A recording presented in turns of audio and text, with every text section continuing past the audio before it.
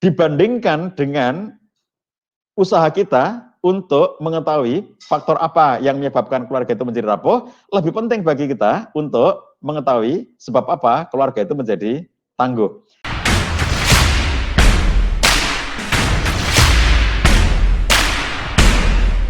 Assalamualaikum warahmatullahi wabarakatuh. Alhamdulillahirabbil alamin wa bihi nasta'inu ala umuri dunya waddin.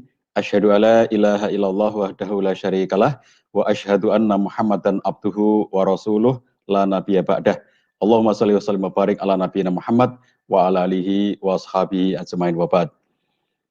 Ibu-ibu yang dirahmati Allah SWT, alhamdulillah pada kesempatan pagi hari ini kita dipertemukan oleh Allah SWT meskipun hanya melalui forum online, belum bisa bertemu secara offline. Insya Allah meskipun hanya online tidak mengurangi kekhidmatan juga keutamaan dari pembelajaran yang kita lakukan pada kesempatan kali ini. Bapak Ibu yang dirahmati Allah SWT, tema kita sungguh sangat menarik terkait dengan bagaimana kita membangun keluarga yang kokoh atau strong family. Ada hal yang tentu harus kita pahami secara bersama-sama bahwa hal yang kuat itu pasti bermula dari pondasinya. Kita harus menyiapkan pondasi yang kuat agar kita memiliki bangunan yang kuat pula.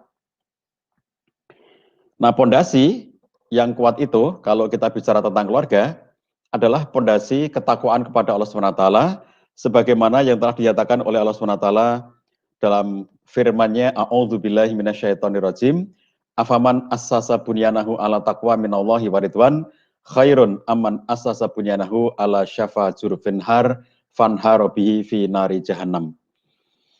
Di dalam surat At-Taubah, Allah SWT memberikan sebuah pertanyaan penting kepada kita semuanya.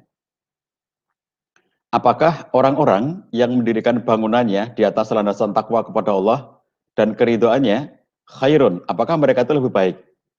Ataukah orang-orang yang mendirikan bangunannya di atas tepian jurang yang mau runtuh? Ayat ini tidak diberikan jawaban. Berupa pertanyaan, tapi tidak diberikan jawaban. Kalau dalam bahasa Indonesianya, kita mengenal ini sebagai pertanyaan retoris, sebuah pertanyaan yang tidak perlu dijawab karena jawabannya sudah tahu semuanya. Orang-orang yang berakal, orang-orang yang memiliki hati, memiliki akal yang baik, itu pasti bisa menjawab pertanyaan ini. Mana yang lebih baik? Antara orang-orang yang mendirikan bangunannya di atas landasan ketakwaan kepada Allah SWT dan keridhaannya, dengan orang-orang yang mendirikan bangunan di atas tepian jurang yang mau runtuh.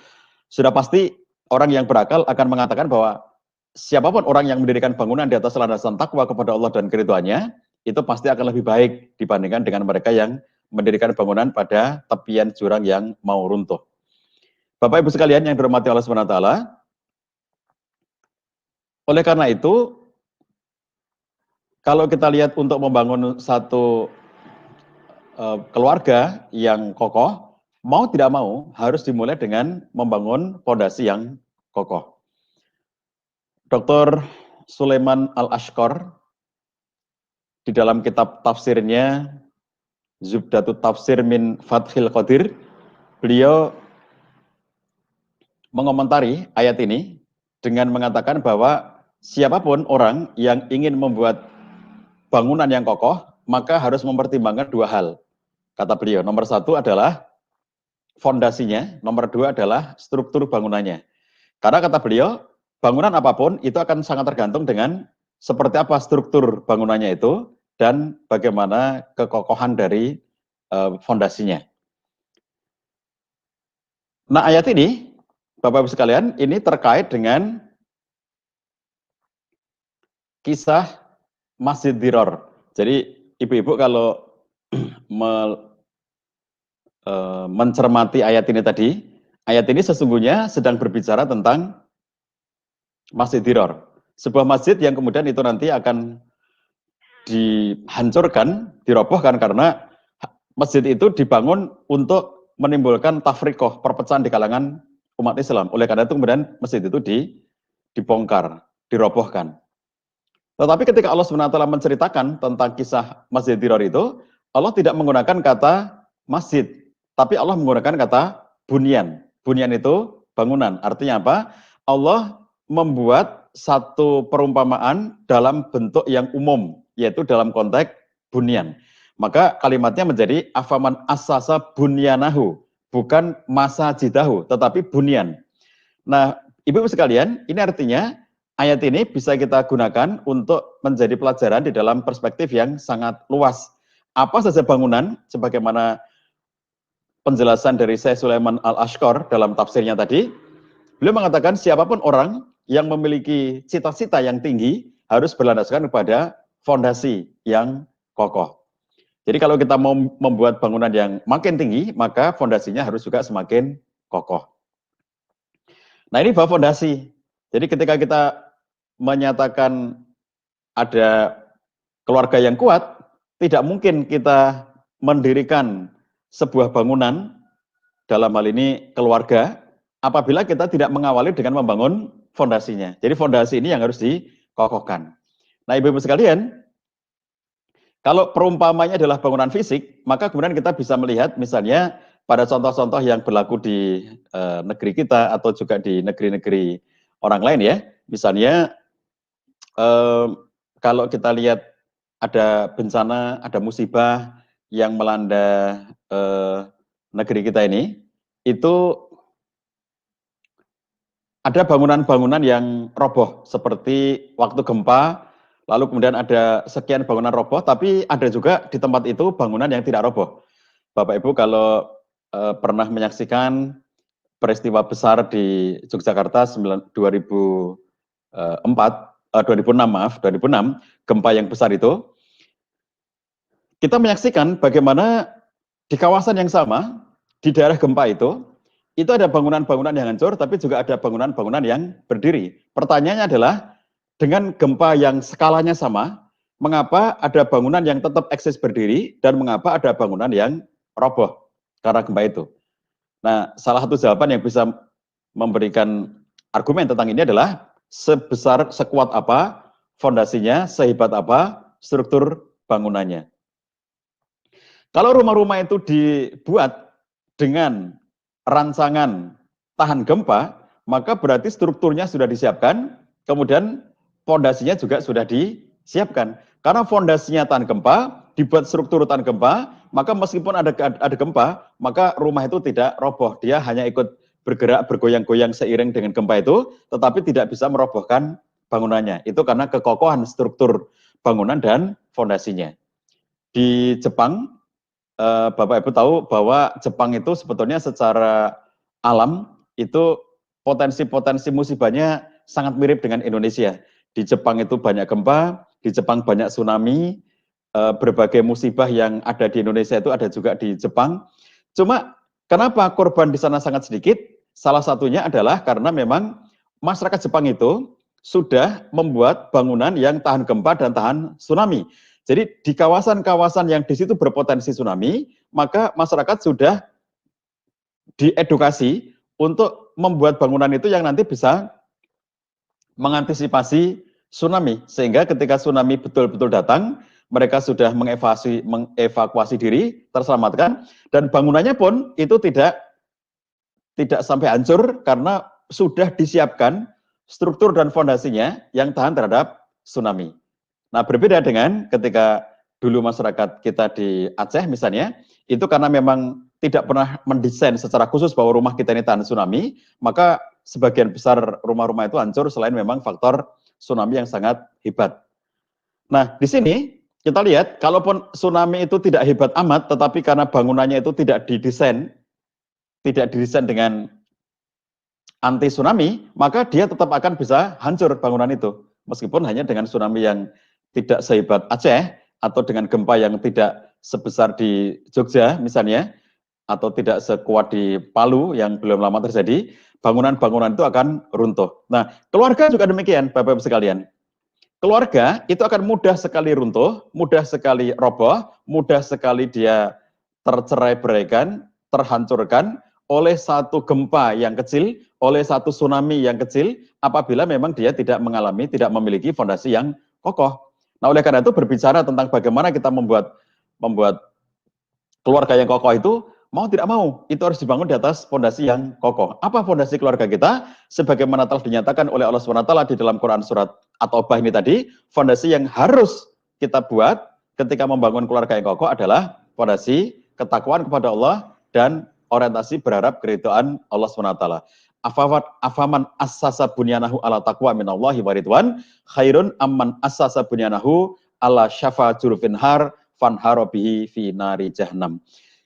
Sekali lagi ayat ini kendatipun asbabun nuzulnya terkait dengan Masjid Diror, tapi kalau kita mengambil pelajarannya dengan menggunakan kaidah para ulama al ibratu bi umumil lafzi la bi khususi sabab. Ibrah pelajaran dari ayat itu kita ambil dari keumuman lafadz dari ayat itu, bukan dari kekhususan sebab-sebab turunnya. Nah, ibu-ibu yang dirahmati Allah SWT, di atas pondasi yang kokoh ini, maka barulah kemudian kita melakukan upaya untuk membangun, kalau diumpamakan dengan bangunan fisik itu ya, fondasi sudah kita siapkan, struktur yang kokoh sudah kita siapkan, lalu kemudian barulah di atas fondasi yang kokoh dan struktur yang kokoh itu kemudian kita melakukan berbagai macam upaya untuk melengkapi rumah kita. Kita buat dindingnya, kita buat atapnya, kita pasang pintu dan jendelanya, kita lengkapi aksesoris-aksesorisnya, termasuk finishing dari rumah itu sehingga menjadi rumah yang bagus. Nah, ada orang-orang yang sangat obsesif dengan rumah bagus sehingga kemudian dia menghadirkan bahan-bahan yang bagus, kemudian kualitas-kualitas finishing yang bagus, tapi dia lupa bahwa yang harus dikuatkan pertama kali itu adalah fondasinya. Betapa banyak kita lihat orang-orang yang kemudian menghadirkan pesta yang sangat mewah dalam pernikahannya karena orang tuanya mampu, kemudian digelarlah pesta-pesta yang sangat meriah di hotel-hotel berbintang dengan biaya yang sangat besar gitu ya. Saya kalau mendengar bagaimana orang-orang yang punya duit itu melakukan pesta pernikahan, kadang-kadang kita sangat miris kalau melihat berapa biayanya, sampai dengan puluhan miliar dikeluarkan untuk satu pesta pernikahan karena mengejar gengsi. Bahkan ada yang sampai dengan lebih dari 100 miliar itu untuk menggelar satu pesta perkawinan. Nah, mereka mungkin mengira bahwa semakin meriah pestanya akan semakin kuat pula keluarganya, semakin tahan lama. Padahal pesta pernikahan itu bukan sesuatu yang menjadi fondasi. Jadi pesta pernikahan itu kalau saya gambarkan tadi dalam rumah kita, itu hanya aksesoris-aksesorisnya. Jadi seperti apa dindingnya, seperti apa pintunya, seperti apa jendelanya, catnya nanti kayak apa gitu ya.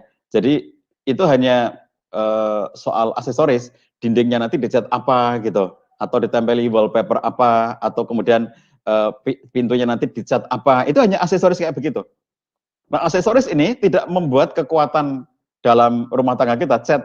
Cat rumah kita itu ya, Bapak Ibu sekalian, cat rumah itu mau berwarna apa saja, dengan kualitas cat kayak apa saja, itu tidak mempengaruhi struktur dan fondasinya.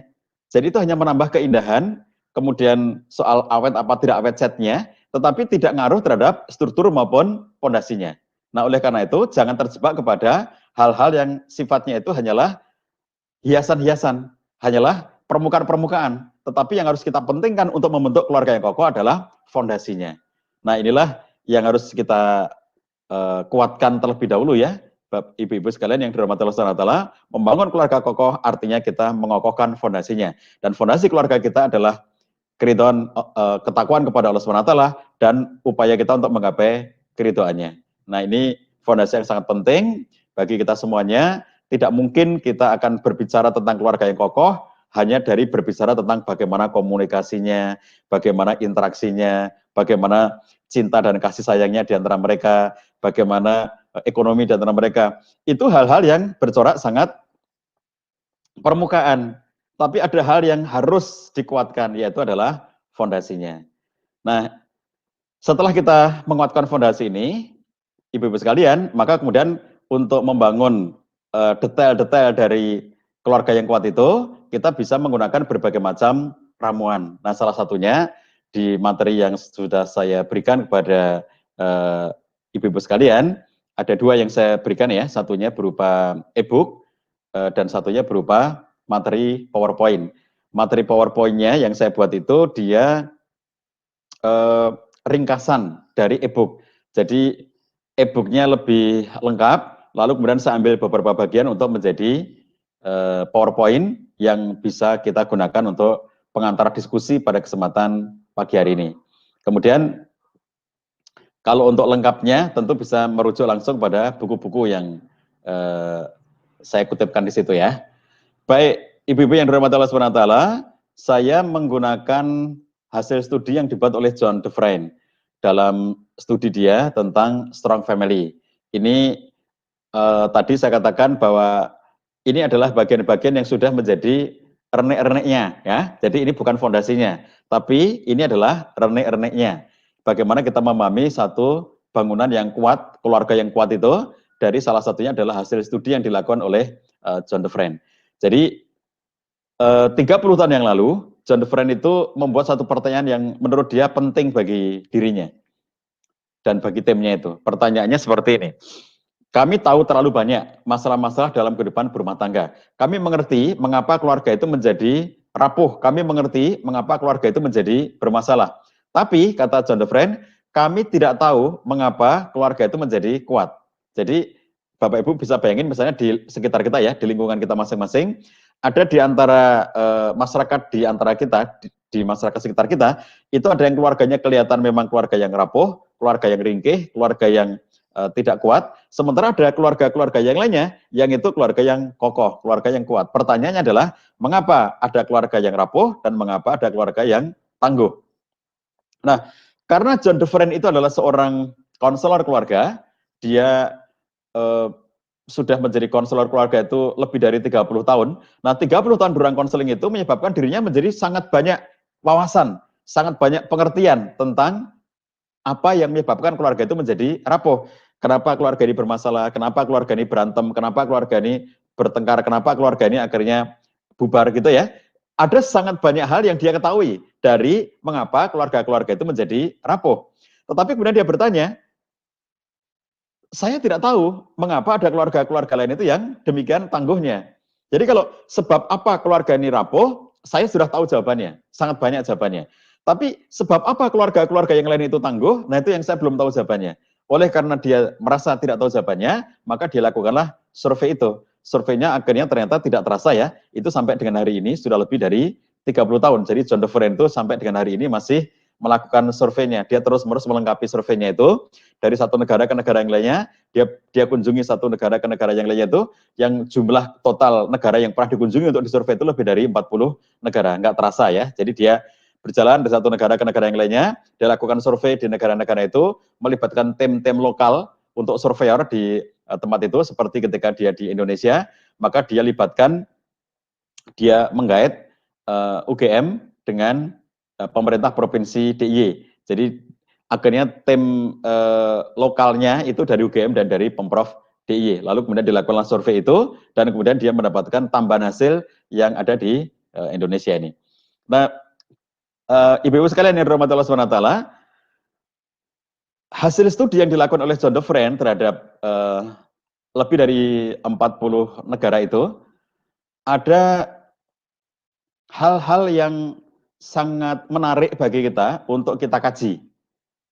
Yang ini menjadi rekomendasi-rekomendasi penting bagaimana kita akan bisa menghadirkan keluarga yang kuat atau strong family itu. Jadi di antara hasil yang disampaikan oleh John Dufresne, saya hanya mengambil beberapa poin kesimpulan saja ya, sebab studinya dia sangat mendalam, sangat panjang, sangat banyak, tapi saya tidak ambil, tentu saja tidak mungkin mengambil semuanya, saya hanya mengambil beberapa bagian yang saya cantumkan di e-book maupun di PowerPoint.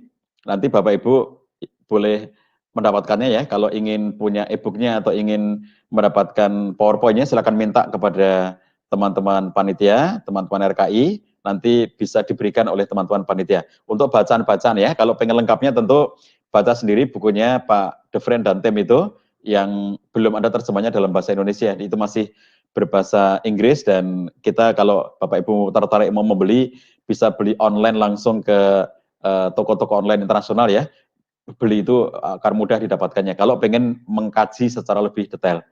Nah, kalau yang saya hadirkan di sini adalah ringkasan-ringkasan yang menurut saya sangat patut untuk kita cermati dan menjadi rekomendasi di dalam upaya kita untuk membentuk keluarga yang kokoh. Nah, Bapak Ibu sekalian yang dirahmati Allah SWT, saya ingin mengajak Bapak Ibu sekalian untuk memahami salah satu hal penting dari temuannya Defren itu, yang kalau saya bahasakan begini, John Defren dan timnya itu ketika melakukan studi tentang strong family itu menggunakan perspektif positif, menggunakan kacamata positif. Jadi Defren adalah sosok yang optimistik, sosok yang positif di dalam memandang segala sesuatu, sehingga cara pandang yang ditawarkan ketika memahami keluarga itu adalah cara pandang positif. Apa yang dimaksud dengan cara pandang positif? Ibu-ibu sekalian, cara pandang positif itu tidak memulai dari masalah. Saya ulangi ya. Jadi, cara pandang positif di dalam memahami keluarga itu adalah tidak memulai dari masalah. Kalau memulai dari masalah itu, misalnya kita bilang begini, telah terjadi sekian banyak kasus. Ada perceraian, ada perselingkuhan, ada kekerasan dalam rumah tangga, kemudian ada ketidaksetiaan, ada pengkhianatan di dalam kehidupan berumah tangga, dan seterusnya. Kita data berbagai macam masalah-masalah. Oleh karena banyaknya masalah-masalah seperti ini dalam hidup berumah tangga, maka kemudian kita perlu membuat langkah-langkah bla bla bla. Nah, itu namanya bermula dari masalah. Nah, John Defren mengajak kita untuk tidak memulai dari masalah. Jadi, kenapa? Karena seluruh keluarga ada masalahnya. Oleh karena itu, dia mengajak kita dengan fokus kepada sisi-sisi yang menjadi kekuatan dari keluarga itu. Jadi inilah cara pandang positif yang tadi saya sebutkan. Di antara hal menarik yang dia sampaikan adalah bahwa kita harus melihat keluarga ini dalam perspektif yang positif. Sebab kalau melihat dalam perspektif masalah, kita nanti justru akan terjebak di dalam kubangan permasalahan dan tidak bisa keluar dari situ. Maka Defren menawarkan jangan memulai dari masalah, jangan fokus kepada masalah, tapi fokuslah kepada kekuatan-kekuatan yang ada di dalam keluarga itu. Ketika kita melihat keluarga, serapuh apapun keluarga itu, kita tetap bisa membangunnya apabila kita fokus kepada kekuatannya. Tapi kalau kita fokus kepada masalahnya, maka rasa-rasanya tidak ada lagi yang bisa diharapkan dari keluarga ini. Sepertinya keluarga ini sudah tidak bisa ditolong. Sepertinya keluarga ini sudah susah untuk dibangkitkan. Sepertinya keluarga ini sudah sulit banget untuk kita ajak untuk eksis kembali. Itu kenapa ada kesimpulan yang berbeda, karena yang satunya fokus kepada mencari masalah-masalah, yang satunya fokus mencari kekuatan-kekuatan. Nah, inilah hal yang menarik dari studi ini, kenapa saya hadirkan ke Bapak Ibu sekalian ya, kepada ibu-ibu sekalian. Kenapa saya hadirkan ini? Karena melatih kita untuk menggunakan cara pandang positif. Saya ambil beberapa contoh ya, yang sudah saya tuliskan di situ. Misalnya, di antara prinsip keluarga kuat, itu dia mengatakan bahwa semua keluarga itu memiliki kekuatan. Semua keluarga itu punya kekuatan. Jadi, ungkapan yang disampaikan oleh John Defren adalah, tidak semua keluarga kuat, namun semua keluarga memiliki kekuatan. Nah, ini luar biasa kan? Jadi, dia tahu bahwa tidak semua keluarga itu kuat, tetapi semua keluarga punya kekuatan. Nah, ini di antara poin penting yang disampaikan oleh John Defren. Jadi, ada 20 prinsip yang disampaikan oleh John Defren sebagai hasil kesimpulan dari studinya ini. Lalu kemudian nanti ada 6 ciri. Jadi ada 20 prinsipnya dan ada 6 cirinya. Salah satunya, prinsip yang dikemukakan oleh John Defren adalah bahwa tidak semua keluarga itu kuat. Namun semua keluarga punya kekuatan. Bahkan, kata John Defren, di dalam keluarga yang paling bermasalah sekalipun, dalam keluarga yang paling rapuh sekalipun, di dalam keluarga yang paling lemah sekalipun, selalu ditemukan ada hal-hal yang baik, atau orang-orang baik, atau perbuatan-perbuatan baik yang bisa menjadi faktor dari kekuatan keluarga itu. Masya Allah ya. Jadi saya sangat appreciate ya dengan cara pandang John Defren yang sangat positif itu. Jadi bahwa memang kenyataannya kita lihat ada keluarga yang memang tidak semua keluarga itu kokoh, betul. Tidak semua keluarga itu kuat, betul. Iya. Tapi kalau kita mau melakukan satu studi yang mendalam, maka sebetulnya di dalam keluarga yang rapuh itu pun, dalam keluarga yang lemah itu pun, bahkan yang paling rapuh sekalipun, andai dihadirkan pada kita, keluarga yang paling lemah di lingkungan kita gitu ya. Coba hadirkan keluarga yang paling lemah di keluarga itu. Pada keluarga yang paling lemah itu, kalau kita bedah keluarga itu ya, seperti kalau secara fisik misalnya ibu-ibu sekalian zaman dulu ya itu ada acara-acara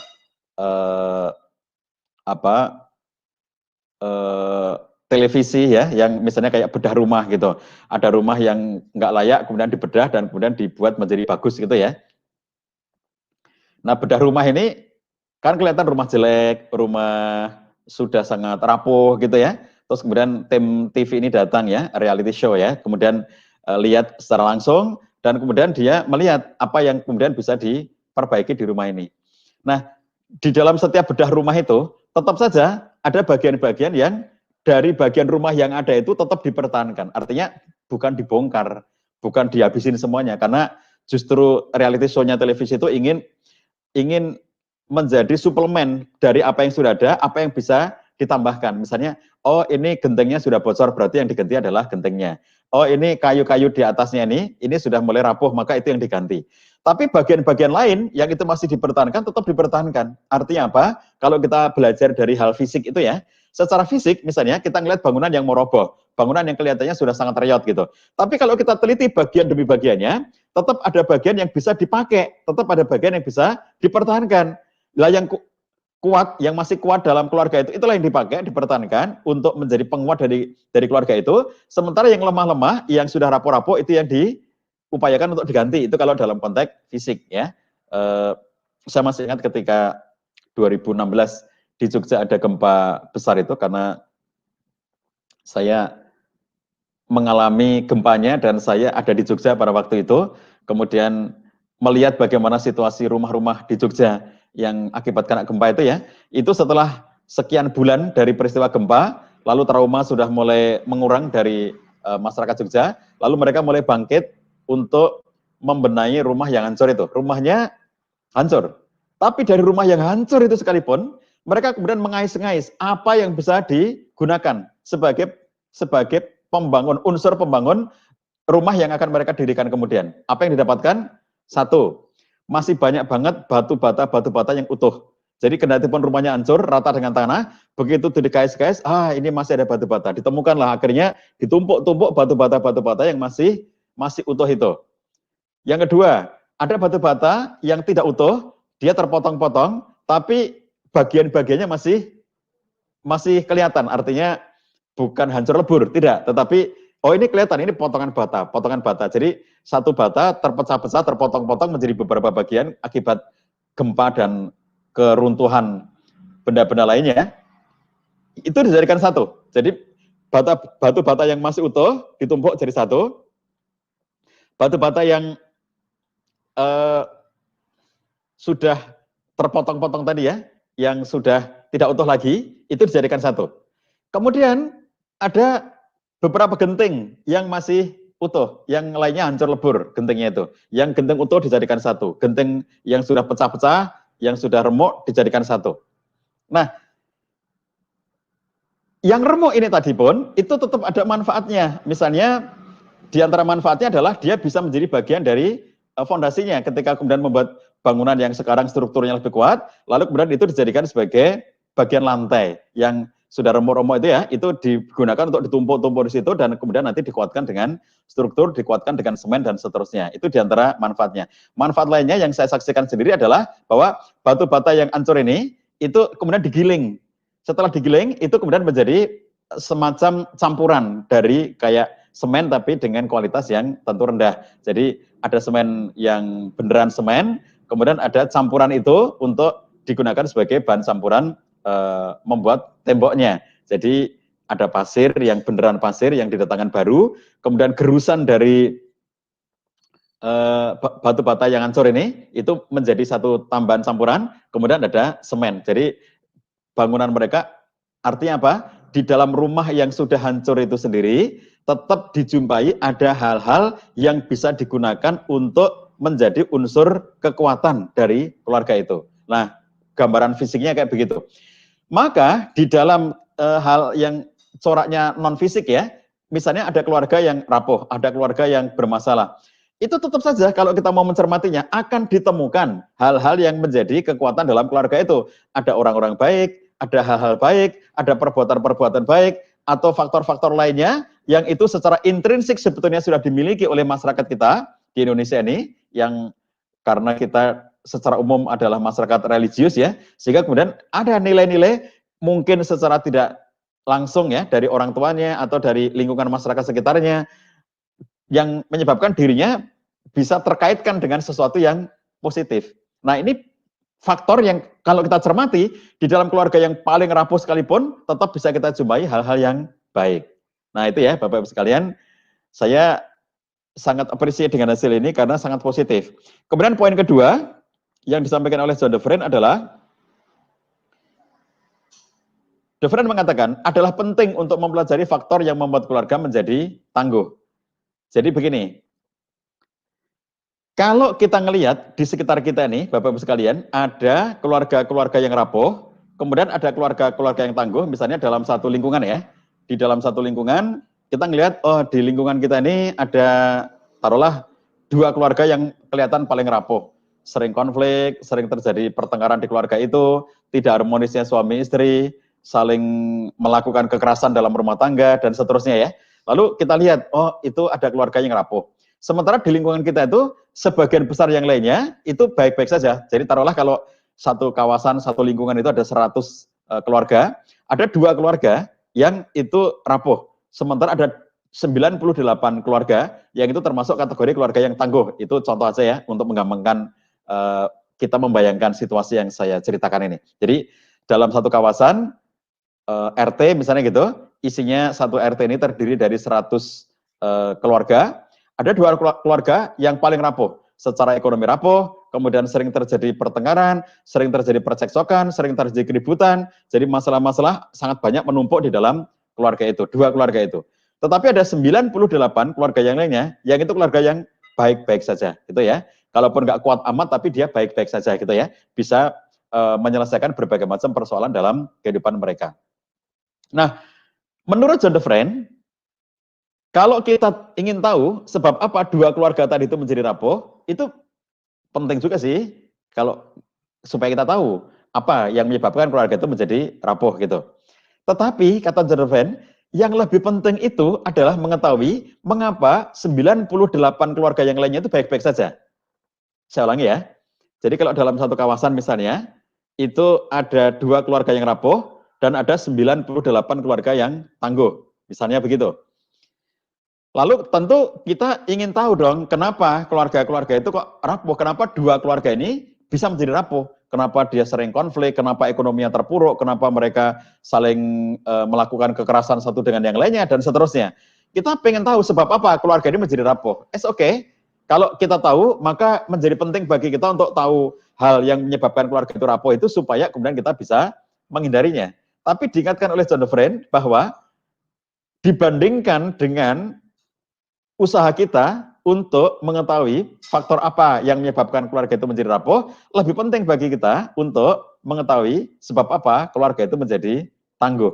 Jadi kira-kira begini, ketimbang kamu habiskan waktu untuk mendetailkan dan meneliti sebab apa 2 keluarga ini menjadi rapuh, lebih baik kamu gunakan, kamu fokuskan untuk mengetahui sebab apa 98 keluarga yang lain itu menjadi tangguh. Nah, ini cara pandang yang positif. Artinya apa? Tidak terjebak dalam kubangan permasalahan. Tidak terjebak di dalam berbagai macam problem-problem. Bahwa problem itu pasti ada, ya. Tidak ada keluarga yang tanpa masalah. Tidak ada satupun keluarga yang tanpa masalah. Tidak ada keluarga yang tanpa konflik. Bahkan di keluarganya Nabi SAW sendiri pun, Nabi SAW pernah berkonflik dengan istri beliau. Dikisahkan bagaimana Nabi SAW konflik dengan Aisyah dan akhirnya beliau mendatangkan Abu Bakar untuk menjadi mediator penengah di antara mereka berdua. Artinya antara Nabi SAW dengan Aisyah pun juga ada konfliknya, tetapi kemudian mereka pandai untuk menyelesaikan konflik itu sehingga tidak terjadi sesuatu yang membahayakan bagi keluarga itu. Nah, jadi kemudian Nabi pun menghadirkan Abu Bakar untuk menjadi penengah di antara dirinya dengan Aisyah. Nah, ibu-ibu sekalian yang dirahmati Allah Subhanahu wa taala, semua keluarga itu ada masalahnya. Tapi jangan fokus kepada waktunya habis untuk apa sih, kenapa sih dia begitu, kenapa sih dia bermasalah, kenapa sih dia rapuh, kenapa sih dia berantem, kenapa sih dia bertengkar gitu. Ketimbang begitu, mending habiskan waktu untuk mengetahui sebab apa keluarga-keluarga yang lain itu menjadi tangguh. Nah, ini hal yang mendasar ya, cara pandang, merombak cara pandang kita. Jangan fokus kepada mencari masalah-masalah. Konselor itu tas kresek, Pak Syah. Tapi Bunda bangga menjadi tas kresek itu, kata beliau. Bunda bangga jadi tas kresek itu. Menjadi sesuatu yang bermanfaat bagi orang lain untuk menampung kotoran-kotoran muntahan tadi itu. Jadi tidak banyak orang mau jadi tas kresek itu. Dan tidak perlu semua orang jadi tas kresek.